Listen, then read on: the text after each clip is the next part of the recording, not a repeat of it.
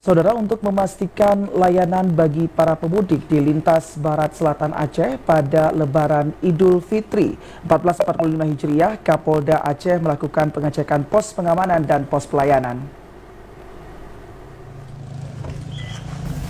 Dalam rangka memberikan pengamanan yang nyaman dan aman saat mudik Lebaran Idul Fitri 1445 Hijriah, Kapolda Aceh melakukan pengecekan posko Lebaran di wilayah hukum Aceh Jaya.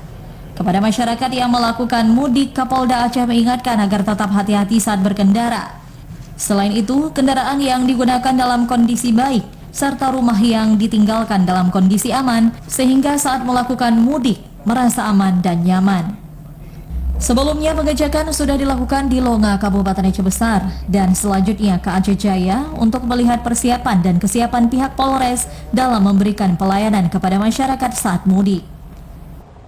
Melakukan pengecekan pos pengamanan yang dilaksanakan dalam rangka operasi ketupat dalam rangka pengamanan Idul Fitri untuk melayani masyarakat yang melakukan perjalanan mudik, kemudian masyarakat yang melakukan ibadah dan masyarakat yang merayakan Idul Fitri.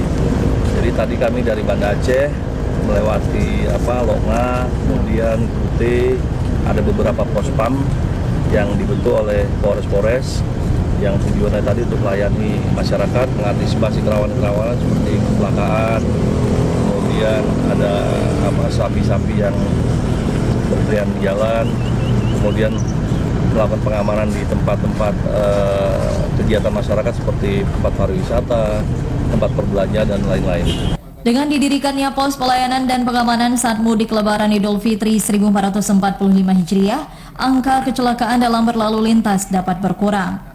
Dari Aceh Jaya, Musliadi, TVRI Aceh melaporkan.